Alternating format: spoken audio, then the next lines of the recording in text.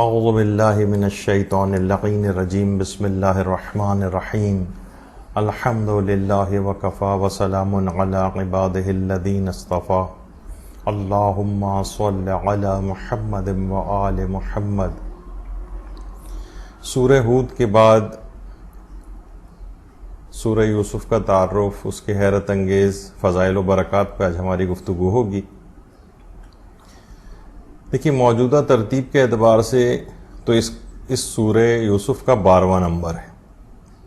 لیکن اگر ہم نزولی ترتیب کے اعتبار سے دیکھیں تو اس سورہ کا یا تو 52واں نمبر ہے یا 53واں نمبر ہے، 52 یا 53۔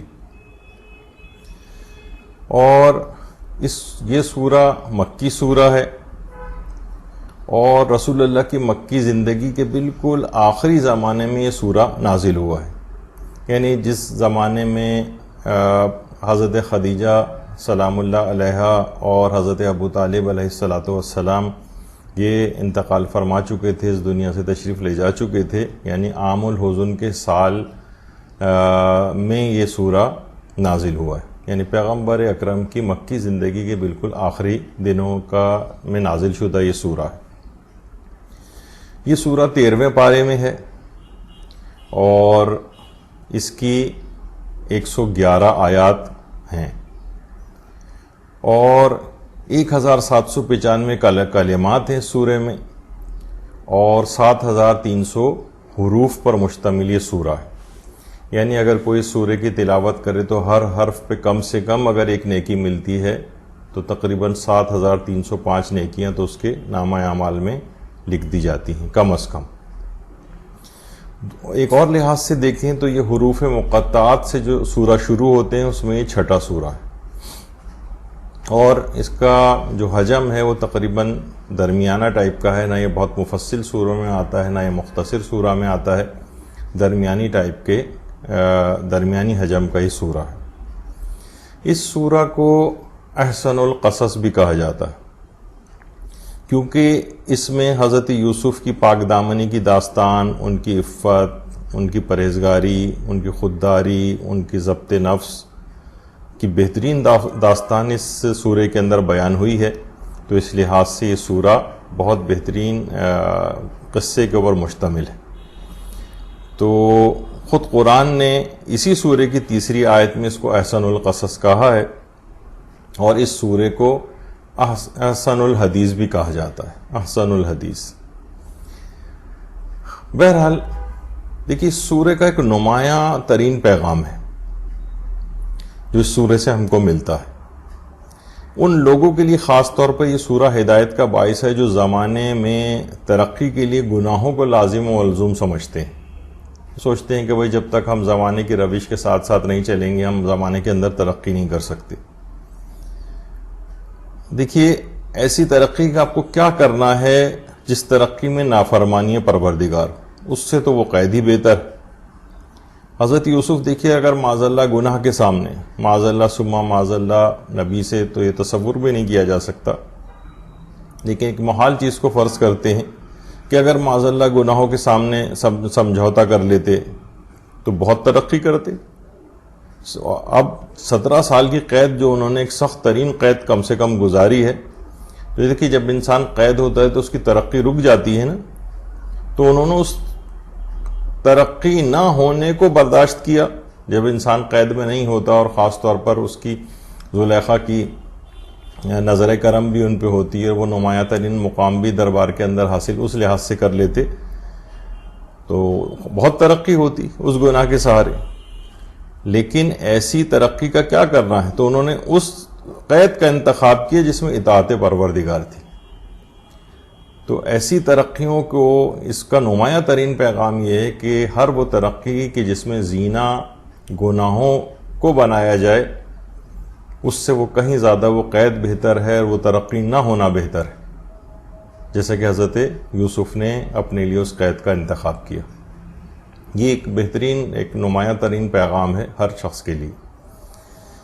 اچھا، اب دیکھیے اس سورہ کا نام سورہ یوسف کیوں ہے، وجہ تسمیہ کیا ہے، جو کہ بہت ہی واضح ہے، کیونکہ حضرت یوسف کی داستان اور حالات زندگی اس سورہ کے اندر بہت تفصیل سے ذکر ہوئے ہیں،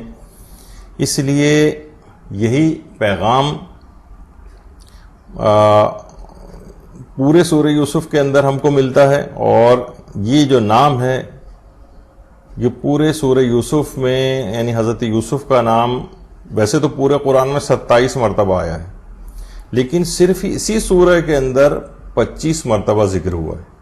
تو اتنی مرتبہ، اتنی کثرت کے ساتھ یہ نام اس کے اندر آیا ہے، تو اس لحاظ سے اس کی وجہ تسمیہ سورہ یوسف ہے.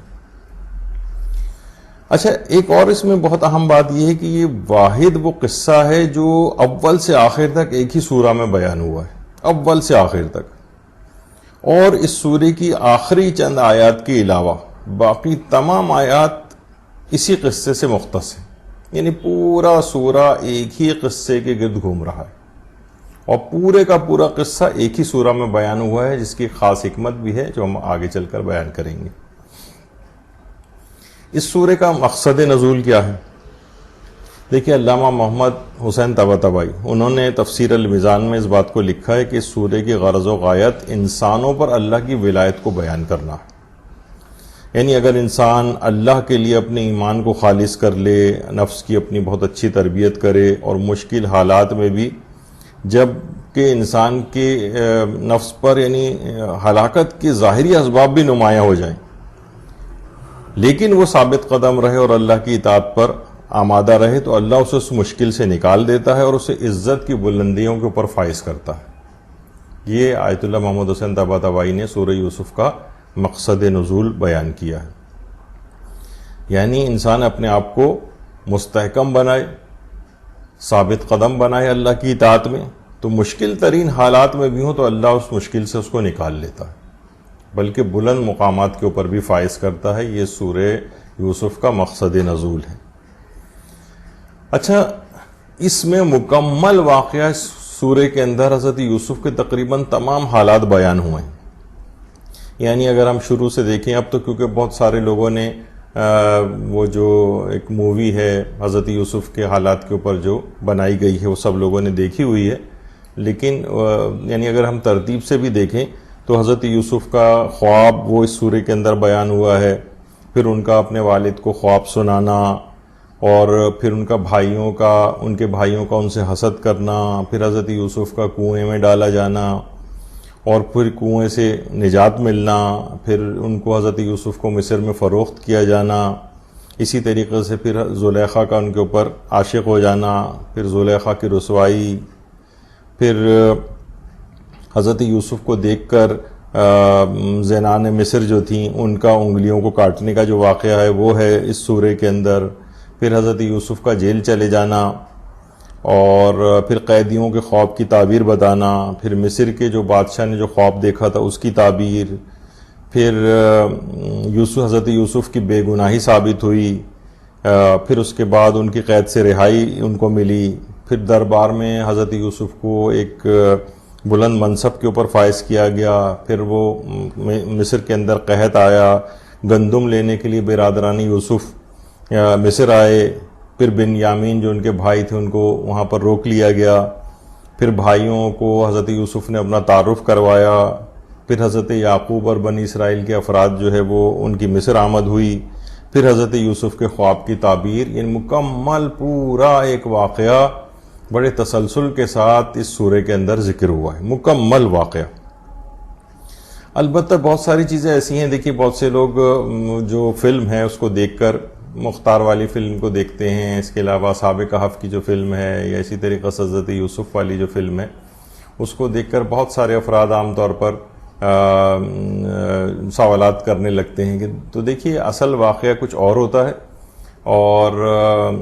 بعض اوقات فلم کی ضرورت، ڈرامے کی ضرورت کچھ اور ہوتی ہے. ممکن ہے کہ ایک مین تھیم تو ظاہر ہے کہ اس کے اندر برقرار رکھا جاتا ہے کہ تاریخی حقائق سے کوئی بہت زیادہ ٹکرانے والی چیز نہ ہو، لیکن اس کے جو ڈائلاگ ہوتے ہیں، جو باتیں ہوتی ہیں اس کے اندر، وہ اس کی فلم کی ایک ضرورت ہوتی ہے. تو لوگ یہ سمجھتے ہیں کہ فلم کے اندر کوئی چیز بیان ہو رہی تو ایک ایک لفظ جو بولا گیا ہے وہ حضرت یوسف ہی نے کہا تھا، یا اس طرح سے جو بھی چیزیں اس کے اندر بیان ہو رہی ہیں، جبکہ ایسا نہیں ہے. فلم ہے، اور ہو سکتا ہے کہ عام طور پر 80-90% 95% بلکہ فلمی ضرورت والی چیزیں ہوں، اور اصل واقعہ وہ مثلا 5% ہو. البتہ اس کے اندر یعنی مین تھیم سے انحراف نہیں ہوگا کہ کوئی نئی بات اس کے اندر اس انداز سے پیش کی جائے کہ جو کہ جس سے پورا اصل واقعہ ہی ختم ہو جائے،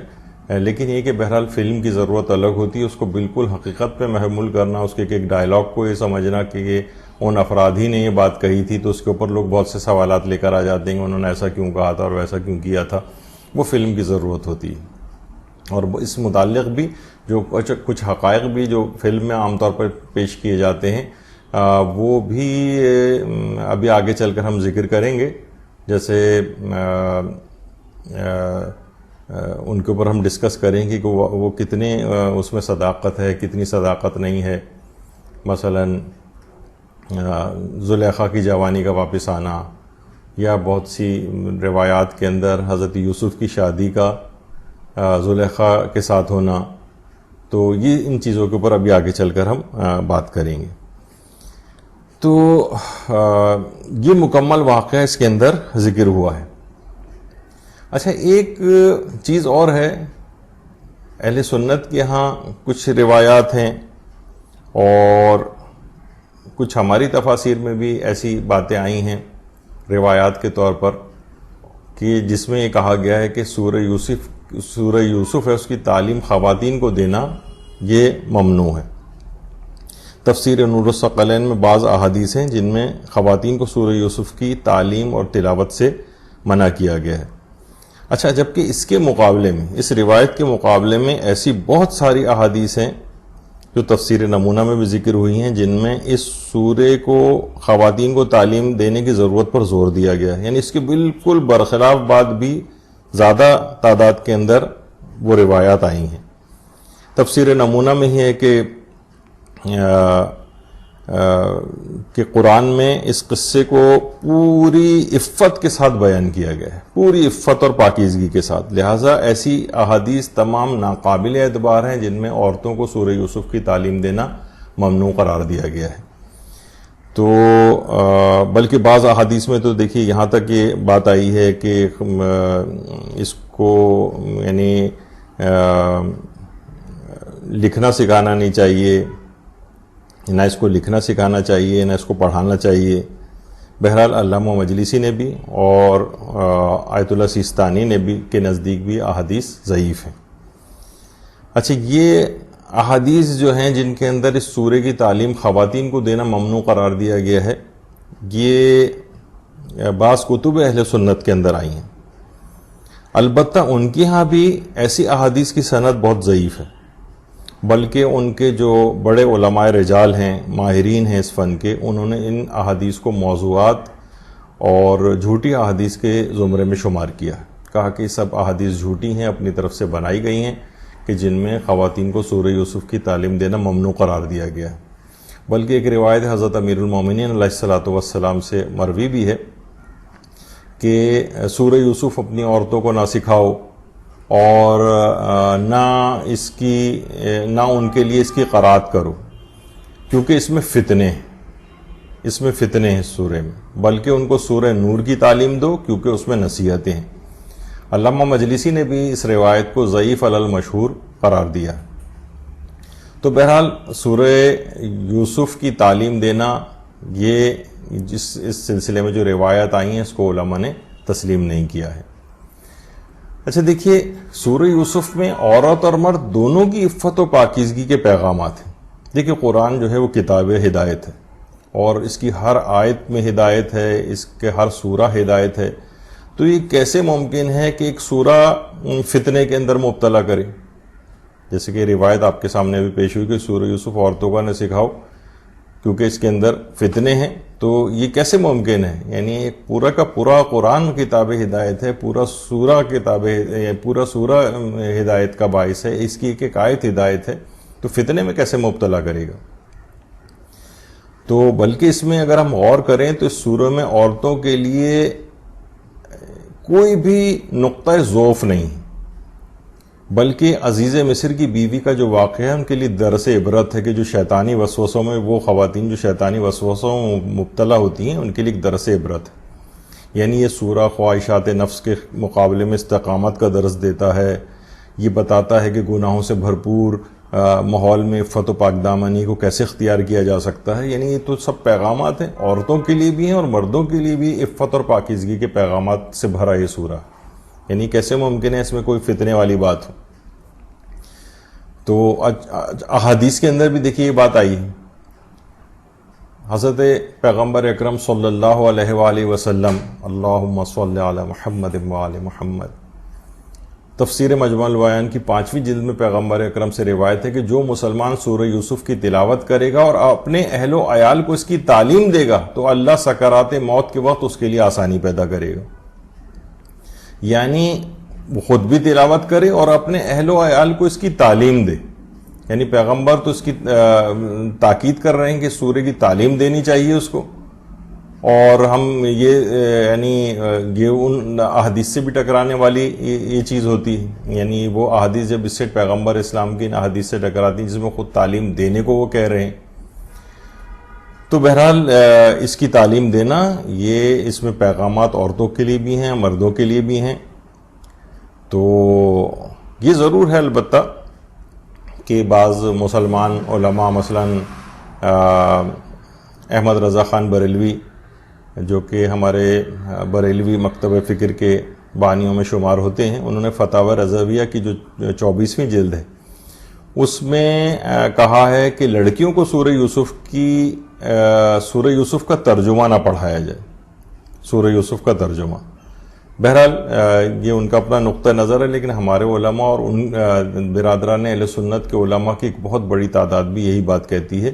کہ نہیں، یہ تمام چیزیں ضعیف، بلکہ وہ تو کہتے ہیں کہ موضوعات اور جھوٹی احادیث ہیں کہ جس کے اندر اس سورہ کی تعلیم دینا خواتین کو ممنوع قرار دیا گیا ہے. اور دیکھیے ویسے بھی پڑھنا، پڑھانا اور لکھنا سکھانا، جیسے کہ ایک روایت میں ہے کہ عورتوں کو لکھنا بھی نہ سکھاؤ، اس قسم کی جو احادیث ہیں یہ ان تمام حدیثوں سے ٹکراتی ہیں جس میں پیغمبر اکرم صلی اللہ علیہ وآلہ وسلم نے یہ بات فرمائی ہے کہ طلب العلم فریضۃ علی کل مسلم و مسلمۃ. یعنی ہر مسلمان مرد و عورت پر جس میں علم کا حاصل کرنا جو ہے وہ ضروری قرار دیا گیا ہے، فریضہ قرار دیا گیا ہے، واجب قرار دیا گیا ہے. تو کیسے ممکن ہے کہ ان کو لکھنا نہ سکھایا جائے؟ اور یہ سب چیزیں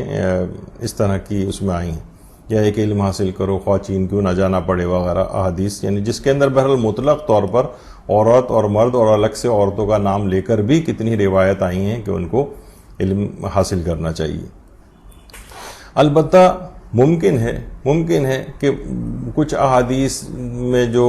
کبھی کسی خاص زمان و مکان کے لحاظ سے ممنوع قرار دیا گیا ہو، یعنی واقعی جب کوئی اخلاقی فتنے کا باعث بن رہی ہو کوئی چیز، لہٰذا یعنی اس کو عمومی طور پر ممنوع نہیں سمجھا جائے گا. البتہ خاص موارد میں جب کسی فکری انحراف یا گناہ میں مدد یا فساد اخلاقی کا باعث ہو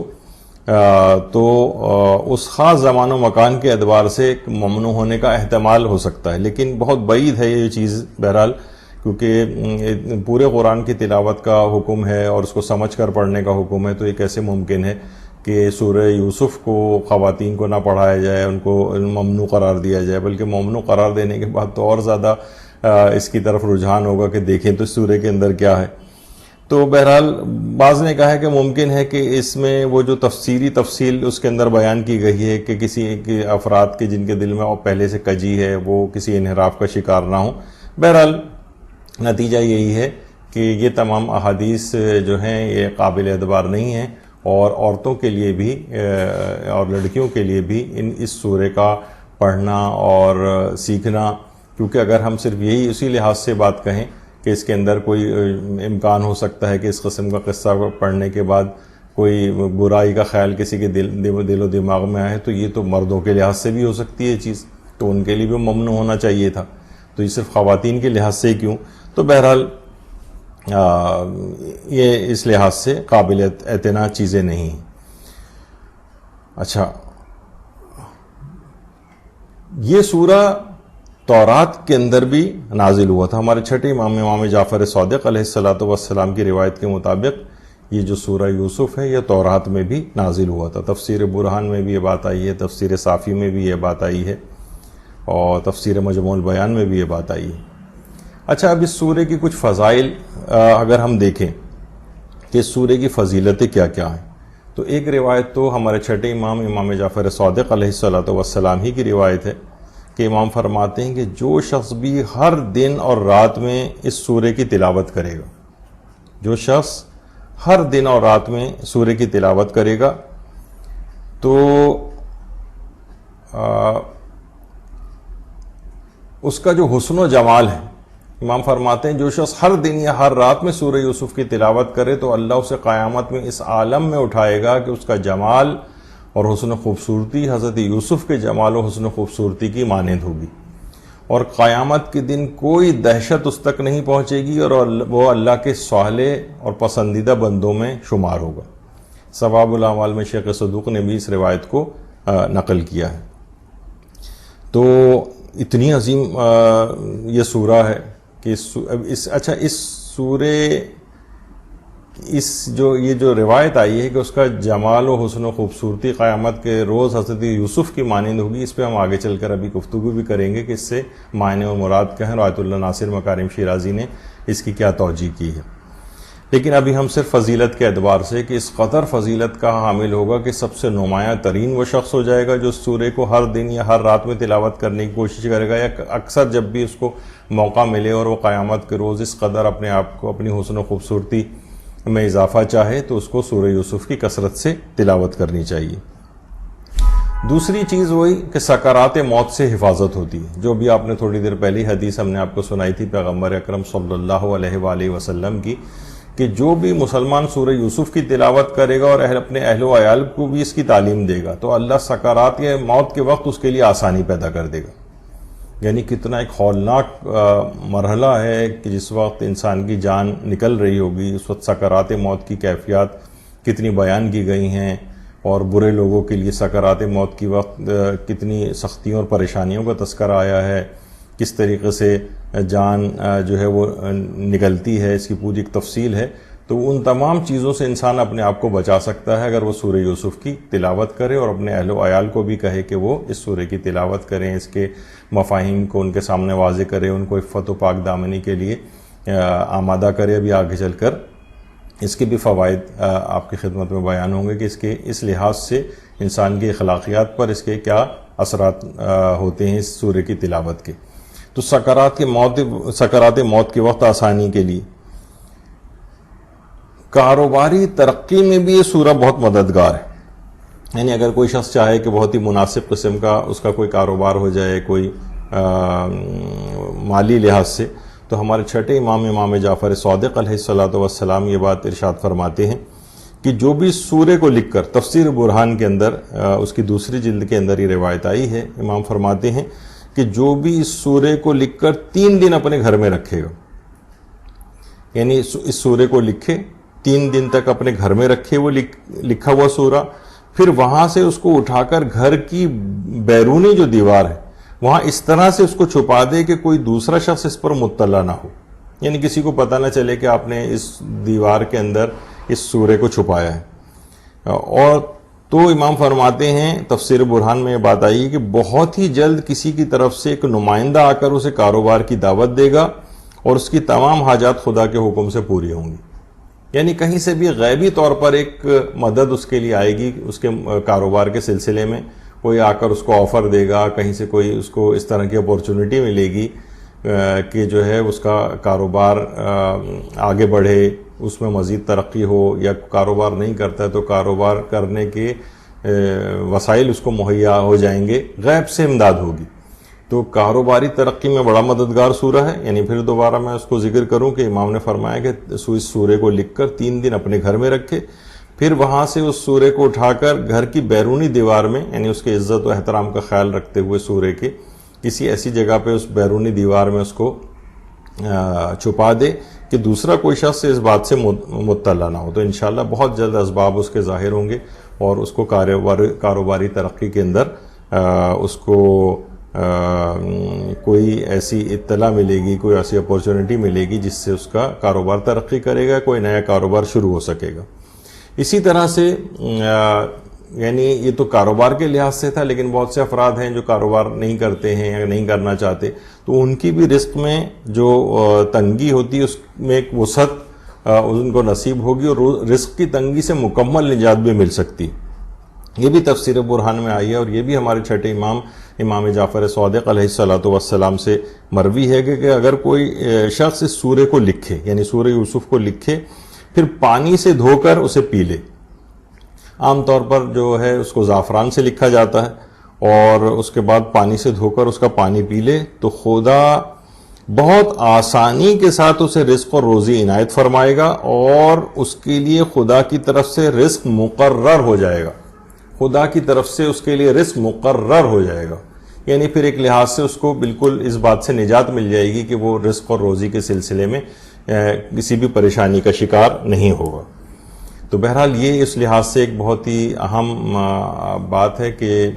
رزق کی تنگی سے نجات کے لیے یہ سورہ جو ہے وہ بہت مجرب ہے. اس کے علاوہ بھی ہے مثلا دشمنوں پہ غلبے کے لیے، یہ بھی تفسیر برہان کی دوسری جلد میں، یہ بھی ہمارے چھٹے امام جعفر صادق علیہ الصلوۃ والسلام کی روایت آئی ہے. امام فرماتے ہیں کہ جو بھی اس سورے کو لکھے اور اپنے پاس رکھے تو خدا اسے بے حد طاقت اور قدرت عنایت فرمائے گا. اب وہ جسمانی اعتبار سے طاقت و قدرت بھی ہو سکتی ہے، اس کے اللہ کی طرف سے کچھ ایسے وسائل اس کو مل جائیں کہ جس سے اثر و رسوخ اس کا ہو جائے. تو بہرحال وہ فرماتے ہیں کہ جو بھی اس سورے کو لکھ کر اپنے پاس رکھے گا تو خدا کی طرف سے بے حد طاقت و قدرت اسے پروردگار عطا فرمائے گا، اور جس کے پاس بھی سورہ تحریراً موجود ہو تو وہ ہمیشہ مقابلے میں دشمن پر غالب آئے گا. لوگوں کے دشمن آج کل بکھرے پڑے ہیں، بطور قوم کے بھی جو ہے وہ دشمنوں کی کثرت ہو گئی ہے.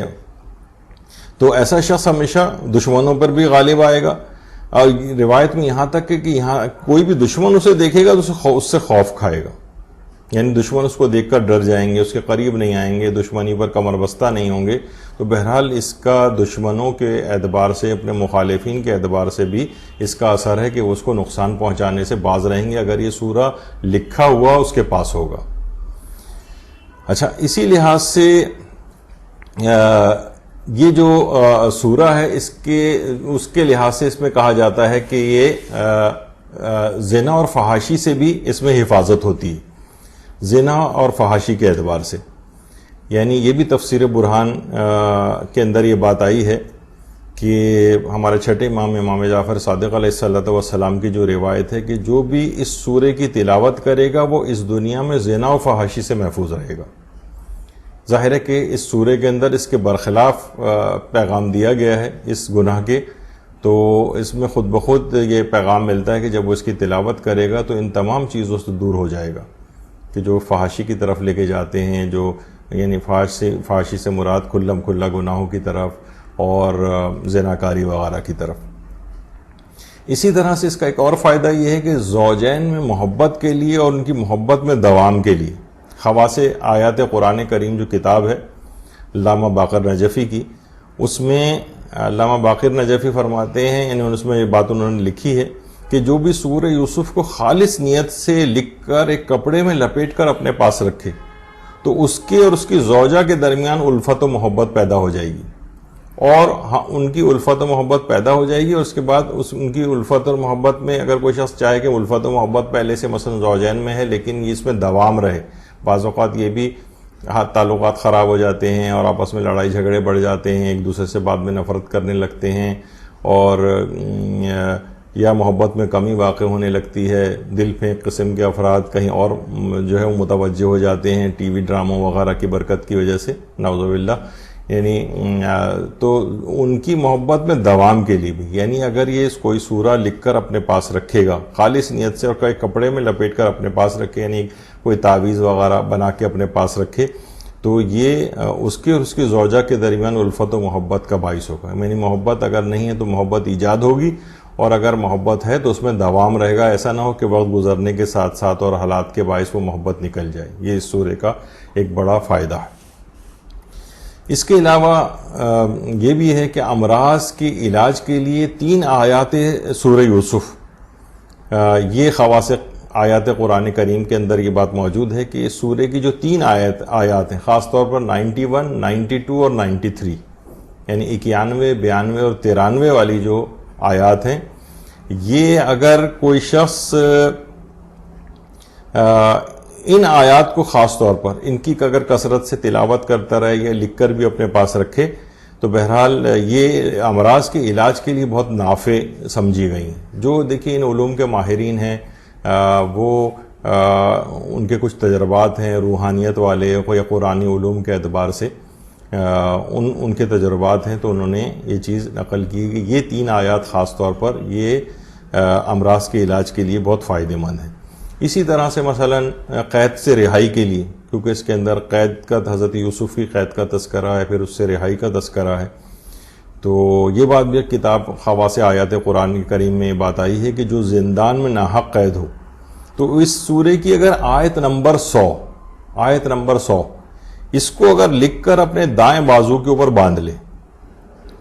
اور اس آیت کو پڑھنے پر مداومت کرے، یعنی قیدی جو ہے وہ اس آیت کو لکھ کر یا اس کا کوئی مثلا اگر اس قیدی تک رسائی ہے تو اس کا کوئی جاننے والا یہ آیت نمبر 100 لکھ کر اس تک پہنچا سکتا ہے جو اپنے دائیں بازو پر باندھ لے، اور وہ خود بھی اس آیت نمبر 100 کو اس کو پڑھنے پر مداومت کرے، یعنی ہمیشہ پڑھتا رہے، تو انشاءاللہ بہت ہی جلد اس قید سے اس کو رہائی مل جائے گی. تو یہ آیت نمبر 100 اس کے اندر وہ تمام پوری بڑی تفصیلی آیت ہے کہ حضرت یوسف نے اپنے والد کو اپنے تخت پر بٹھایا اور پھر وہ سب حضرت یوسف کے لیے سجدے میں گر پڑے. اس پہ ابھی آگے چل کر ہماری تھوڑی سی گفتگو آئے گی کہ اس سجدے سے کیا مراد تھی، یعنی اس کا سجدہ کس کو تھا. اور حضرت یوسف نے کہا کہ اے میرے والد گرامی، میرے اس خواب کی تعبیر ہے جو بہت پہلے آیا تھا، یعنی 40 سال پہلے کا خواب تھا، اور بے شک میرے رب نے اسے سچا کر دکھایا، اور بے شک اس نے مجھ پر بڑا احسان فرمایا اور مجھے جیل سے نکالا اور آپ سب کو صحرا سے یہاں لے کر آیا، اور اس کے بعد کہ شیطان نے میرے اور میرے بھائیوں کے درمیان فساد پیدا کر دیا تھا، اور بے شک میرا رب جس چیز کو چاہے اپنی تدبیر سے آسان فرما دے، بے شک وہی خوب جاننے والا اور بڑی حکمت والا ہے. یہ آیت نمبر 100 ہے. اس کو اگر کوئی شخص اپنے دائیں ہاتھ پر کوئی قیدی باندھ لے، ناحق قید ہے اگر وہ، تو انشاءاللہ بہت ہی جلد اسباب اس کے نمایاں ہو جائیں گے اور وہ جو ہے بہت جلد اس قید کے ساتھ اس قید سے رہائی حاصل کر لے گا. اچھا، اس جو یہ سورہ ہے اس کا سبب نزول کیا ہے، یعنی اس کی کیا ضرورت پیش آئی تھی کہ حضرت یوسف کا یہ قصہ پروردگار عالم قرآن کے اندر بیان کرتا یا رسول اللہ اس کو بیان کرتے. تو دیکھیے مسئلہ یہ تھا کہ مکی زندگی کا جب یہ آخری دور چل رہا تھا اور اس وقت کفار قریش پیغمبر اکرم کے قتل کے منصوبے بنا رہے تھے کہ یا تو معاذ اللہ ثم معاذ اللہ پیغمبر اکرم کو قتل کر دیا جائے، یا مثلا ان کی کوشش تھی کہ ان کو جلا وطن کر دیا جائے، یا پیغمبر اکرم کو قید کر لیا جائے. تو کفار نے لگتا یہ ہے کہ غالباً یہودیوں کے اشارے پر پیغمبر اکرم کا امتحان لینے کے لیے آپ سے ایک سوال کیا تھا کہ محمد صلی اللہ علیہ وآلہ وسلم آپ یہ بتائیے کہ یہ بنی اسرائیل مصر کیوں گئے تھے. کنعان کا جو علاقہ تھا، کنعان کا علاقہ وہی علاقہ ہے کہ جہاں اس وقت فلسطین، اسرائیل اور اردن کو ملا لیا جائے تو یہ والا علاقہ بنتا ہے. تو یہ آخر یہ رہتے وہاں تھے، یہ بنی اسرائیلی مصر کیوں گئے تھے؟ کیونکہ دیکھیے اس سے پہلے اہل مصر بھی اس حضرت یوسف کے قصے سے ناواقف تھے، اس کا کوئی نام و نشان ان کی تاریخ میں ملتا نہیں تھا، اور پیغمبر اکرم نے خود بھی اس سے پہلے حضرت یوسف کے متعلق کوئی بھی بات بیان نہیں کی تھی، کوئی قصہ نہیں سنایا تھا. اچھا، ان کو اس بات کی توقع تھی کہ رسول اللہ اس قصے کا جواب نہیں دے سکیں گے، ٹال مٹول سے کام لیں گے، یا کسی مثلا ہو سکتا ہے یہودی سے پوچھنے کی کوشش کریں کہ بھئی آپ بتائیے. تو اس طرح سے اس امتحان لینے کی وجہ سے پیغمبر اکرم کا ایک بھرم کھل جائے گا، معاذ اللہ ثم معاذ اللہ، یعنی ان کے دماغ میں یہ چیز تھی. لیکن اللہ کا کرنا کیا ہوا، پروردگار عالم نے کیا کیا کہ حضرت یوسف کا پورا قصہ آپ کی زبان مبارک کے اوپر جاری فرما دیا، بلکہ اس قصے کو صرف جاری نہیں کیا بلکہ قریش پر چسپاں بھی کر دیا کہ جو برادران یوسف والا جو سلوک تھا وہ رسول اللہ کے ساتھ بھی قریش مکہ جو ہے وہ روا رکھے ہوئے تھے. یعنی اس سورے کا جو مقصد نزول تھا اس سورے کا وہ اس بات کو ثابت کرنا تھا کہ یہ بات ثابت ہو جائے کہ پیغمبر اکرم کوئی سنے سنائے قصے بیان نہیں کرتے بلکہ یہ وحی الہی سے گفتگو فرماتے ہیں. تو یعنی جس طریقے سے برادران یوسف والا سلوک رسول اللہ کے ساتھ قریش نے کیا تھا، یعنی رسول اکرم کے قتل کی سازش کی تھی جیسے حضرت یوسف کے ساتھ کی گئی تھی، پھر رسول اللہ نے وہاں سے ہجرت کی، لیکن اور اسی جس طریقے سے حضرت یوسف نے بھی وہاں سے جلا وطنی اختیار کی تھی، یعنی جلا وطن ہو گئے تھے اس جگہ سے، اور اس جلا وطنی کے نتیجے میں حضرت یوسف کو بھی ایک اقتدار نصیب ہوا، اور پیغمبر کی جو جلا وطنی تھی ان کو پیغمبر اکرم کو بھی ایک ظاہری اعتبار سے عروج اور اقتدار، جب وہ مکے سے مدینہ ہجرت کر کے گئے تو ان کو بھی یہ چیز نصیب ہوئی۔ اور پیغمبر اکرم نے بھی قریش کو اسی طریقے سے جو ہے ان کے سامنے، پیغمبر اکرم کے سامنے اسی طریقے سے قریش آ کر شرمندہ کھڑے ہوئے تھے اور پناہ طلب کر رہے تھے، جس طریقے سے یوسف کے سامنے ان کے بھائی اور جو کنعان کے جو لوگ تھے وہ شرمندہ کھڑے ہوئے تھے اور ان سے پناہ طلب کر رہے تھے۔ پیغمبر اکرم نے بھی اسی طریقے سے قریش کو معاف کر دیا تھا جس طریقے سے حضرت یوسف نے اپنے بھائیوں کو معاف کر دیا تھا، اور پھر وہی والی آیت بھی پیغمبر نے پڑھی تھی جو خود حضرت یوسف نے بھی اپنے بھائیوں کی شرمندگی کے بعد جو ہے ان سے کہا تھا کہ قال لا تثریب علیکم اليوم یغفر اللہ لکم وہو ارحم الراحمین۔ پیغمبر اکرم نے بھی اسی آیت کی تلاوت کی تھی کہ آج تم پر کوئی گناہ نہیں ہے، کوئی مواخذہ نہیں ہوگا تمہارا، اللہ بھی تم کو معاف کرے گا۔ تو پیغمبر اکرم نے بلکہ قریش سے یہ بات پوچھی تھی کہ تمہارا کیا خیال ہے کہ میں تم سے کیا سلوک کرنے والا ہوں؟ تو قریش نے کہا تھا کہ آپ ایک عالی ظرف ہمارے بھائی ہیں اور ایک عالی ظرف بھائی کے بیٹے ہیں۔ اس پر پیغمبر اکرم نے جملے ارشاد فرمائے تھے کہ میں تمہیں وہی جواب دوں گا جو یوسف نے اپنے بھائیوں کو دیا تھا کہ آج تم پر کوئی گرفت نہیں، قال لا تثریب علیکم اليوم، آج تم پر کوئی گرفت نہیں، اللہ بھی تم کو معاف کرے گا۔ دیکھیے یہ جو واقعہ ہے، قرآن کیوں قصے بیان کرتا ہے؟ قرآن مختلف قصے قرآن کے اندر آئیں۔ دیکھیے قرآن کبھی بھی زیب داستان کے لیے قصے بیان نہیں کرتا، قرآن تاریخ نگاری کے لیے قصے بیان نہیں کرتا، قصہ گوئی فقط قرآن کو مقصود نہیں بلکہ تبلیغ دین قرآن کا ہدف ہے۔ ان قصوں میں اس کے جو عالی کردار جو بندے ہیں ان کا کردار نمایاں ہوتا ہے، جس میں چھپے ہوئے اسباق ہوتے ہیں ہم تمام افراد کے لیے۔ دیکھیے سورہ یوسف جو ہے وہ انسانی دل کے لیے ایک بڑی تسکین کا باعث ہے۔ سورہ یوسف یہ بتاتی ہے کہ انسانی زندگی میں ہر چیز ممکن ہے، بچھڑے ہوئے مل بھی سکتے ہیں، یہ سورہ یوسف کا پیغام ہے۔ جانی دشمن اپنے بھی بن سکتے ہیں، یعنی انسان اپنی دشمنیوں میں اس قدر آگے نہ چلا جائے کہ ملنے کے امکانات ہی ختم ہو جائیں۔ جانی دشمن بھی ہیں، وہ بھی اپنے بن سکتے ہیں۔ ادھورے خواب وہ پورے ہو سکتے ہیں، قیدی رہا ہو سکتے ہیں، بلکہ کل کے قیدی اتنے معزز ہو سکتے ہیں کہ بادشاہ بھی بن سکتے ہیں۔ یعنی ہر قسم کی نا امیدی کو انسان نکال دے۔ سورہ یوسف دیکھیے یہ بھی بتاتی ہے کہ تدبیر سے تقدیریں تبدیل کی جا سکتی،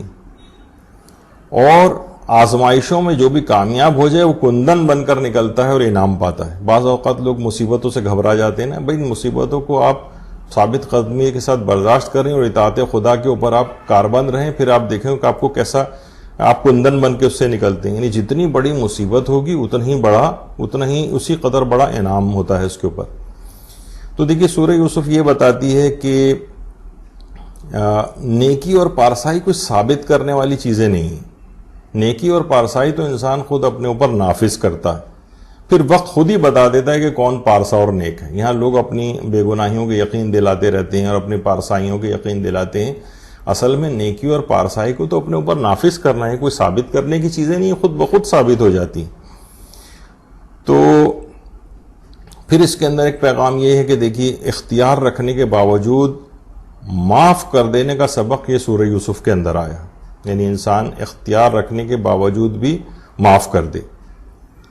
اور یہ بھی اس کا ایک ہے کہ جیت ہمیشہ حق کی ہوتی ہے۔ ہو سکتا ہے کہ ابتدائی طور پر انسان کچھ مغلوب ہو جائے،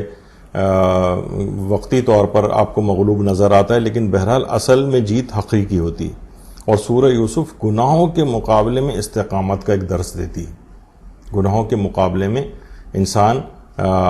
کس قدر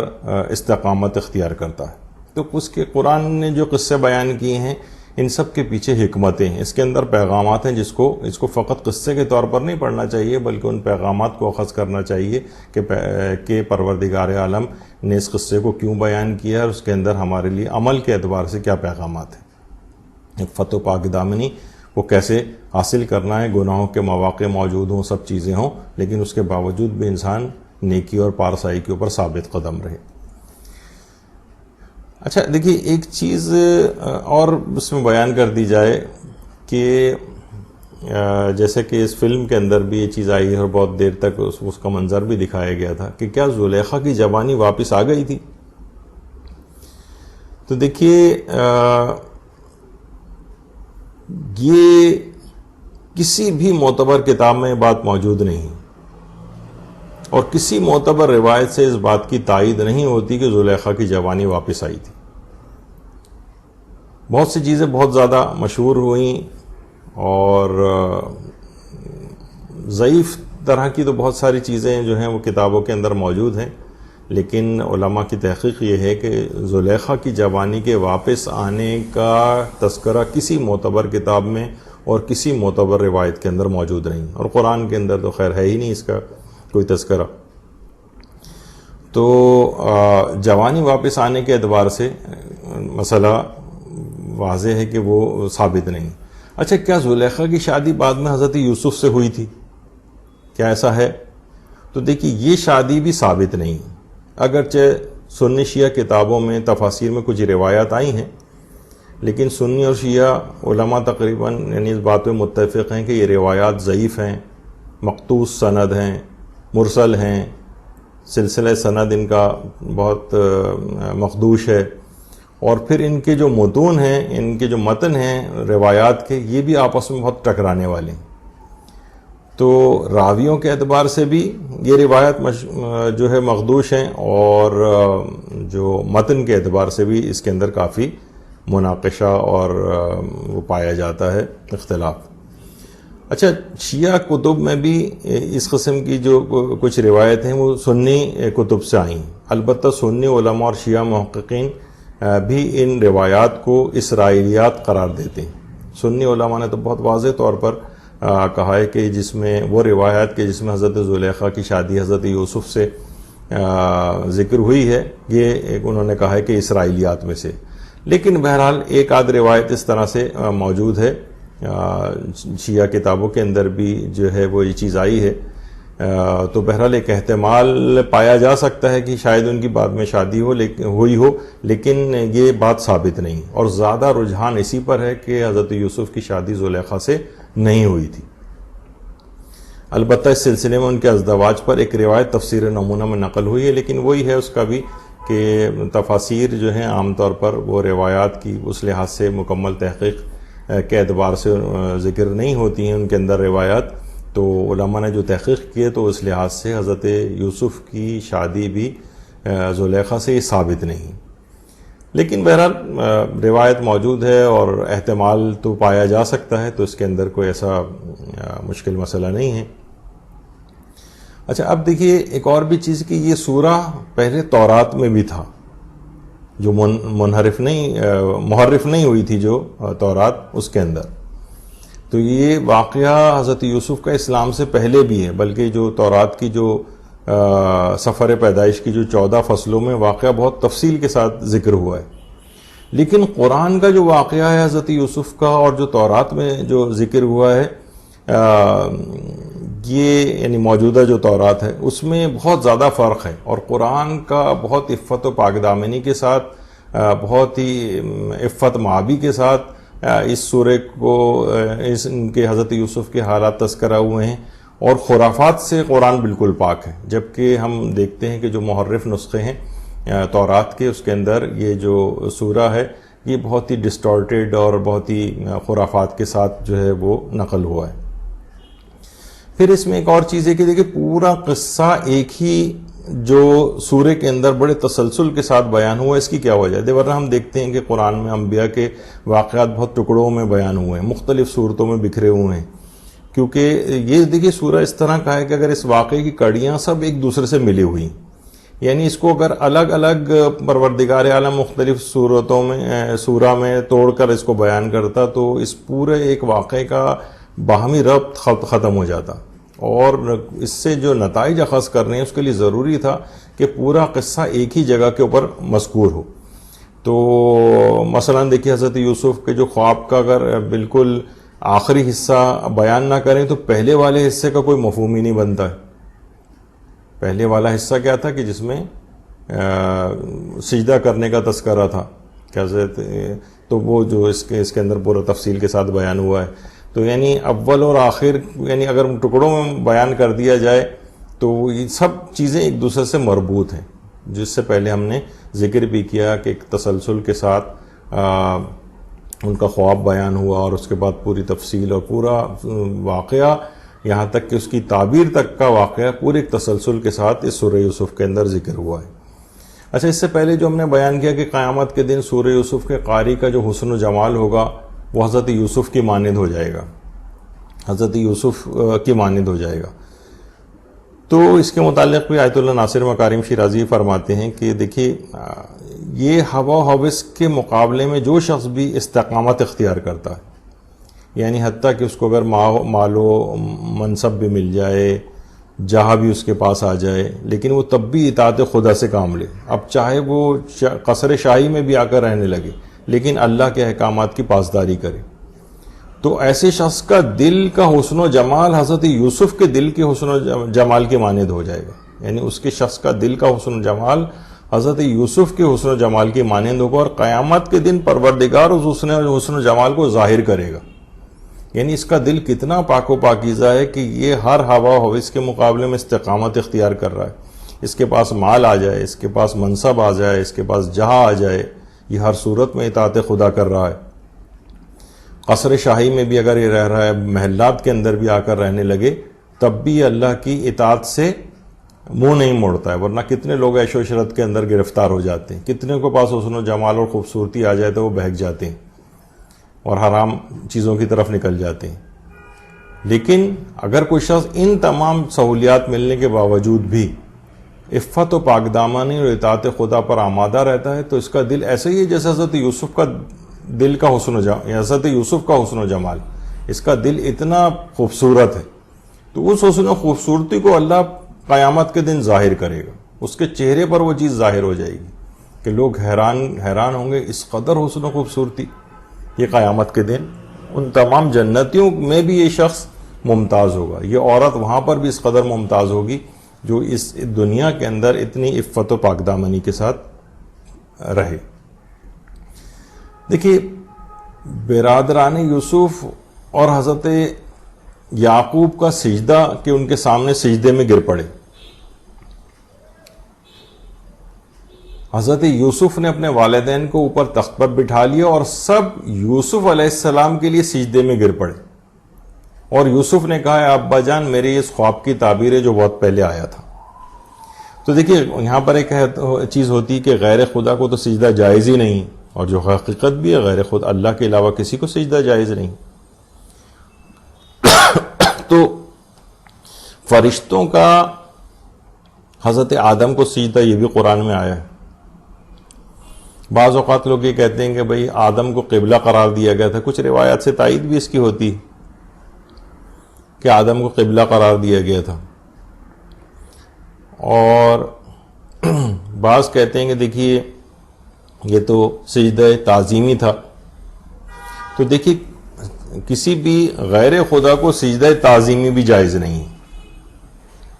سجدہ ہمیشہ اللہ ہی کے لیے ہوتا ہے۔ اچھا، جب سجدہ اللہ کے لیے ہوتا ہے تو جب بھی انسان سجدہ کرے گا سامنے کوئی نہ کوئی چیز تو ہوگی۔ مثلا اگر ہم سجدہ خانہ کعبہ کی سمت میں کرتے ہیں تو سامنے کعبہ ہوتا ہے، لیکن کعبے کو سجدہ نہیں ہوتا، سجدہ اللہ ہی کو ہوتا ہے۔ اب سامنے خواہ آدم ہو خواہ یوسف ہو، سجدہ اللہ ہی کو ہے کیونکہ اللہ کے حکم سے ہو رہا۔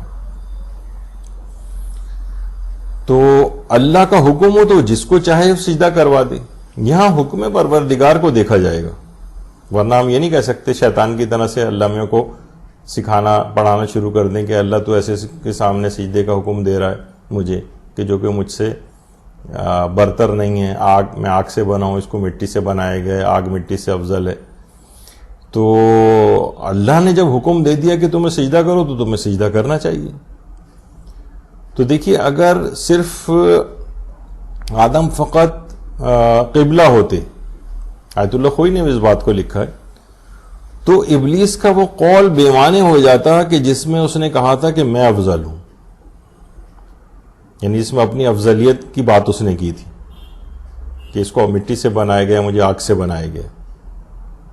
یعنی ابلیس بھی سمجھ رہا تھا کہ سجدہ آدم ہی کو کروایا جا رہا ہے، فقط قبلہ نہیں بنایا جا رہا. اگر قبلہ فقط بنایا جا رہا ہوتا تو ابلیس سجدے سے انکار نہ کرتا. یعنی پوری آیات کا جو سلسلہ ہے وہ بھی یہ بات بیان کر رہا ہے کہ سجدہ آدم ہی کو کروایا گیا تھا، بس پروردگار کا حکم ہے تو تم کو جو ہے وہ سجدہ کرنا، ہر صورت میں سجدہ کرنا ہے، اس کے حکم سے سرتابی نہیں کی جا سکتی. تو یہاں فقط یہ والی بات نہیں ہے کہ قبلہ قرار دیا گیا تھا. قبلہ اگر قرار دیا گیا ہوتا تو ابلیس کے بہت سی آیات کے اندر جو اس کے اقوال ہیں سب بے معنی ہو جاتے، اور ابلیس کو بھی سجدہ کرنے میں فقط قبلہ قرار دیا گیا ہوتا تو کوئی چیز معنی نہ ہوتی. اچھا اب دیکھیے اس میں بہت سی چیزیں اس کے لحاظ سے بھی ہیں کہ اس میں جو خوابوں کی بات بیان ہوئی ہے تو خوابوں کا کیا سلسلہ ہے انسان،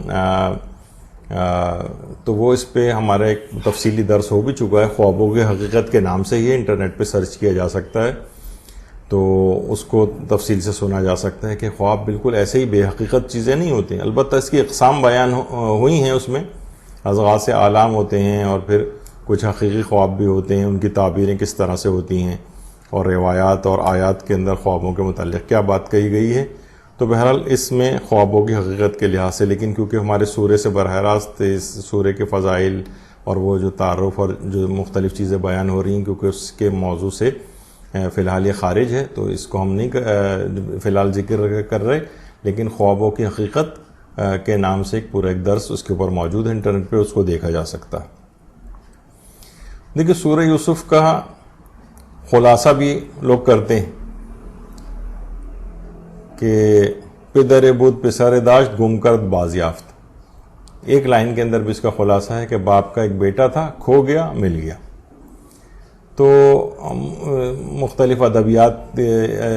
کے اندر بھی اس طرح کا سورہ یوسف کا اس لحاظ سے یعنی پورا خلاصہ دیکھیں تو اس کے اندر سمٹا ہوا ہے. لیکن اس کے اندر کس قدر پیغامات ہیں اس کو انسان کو چاہیے کہ وہ قرآن کو کھولے اور اس کی تفاسیر کا مطالعہ کرے، اس کے اندر پیغامات کو سمجھے. انشاءاللہ وہ پھر بہت جلد دیکھے گا کہ یہ عفت و پاک دامن اس کے جتنے فوائد ہیں وہ بھی اس کو حاصل ہوں گے. خاص طور پہ سورے کو پڑھنے والا، جیسے کہ ابھی آپ نے اس سے دیکھا کہ فحاشی اور حرام کاری سے وہ دور رہتا ہے اور اس سے اسباق اس کو ملتے ہیں کہ نامساعد حالات ہوں، گناہ کا بہت زیادہ ماحول ہو جیسے آج کل ہے.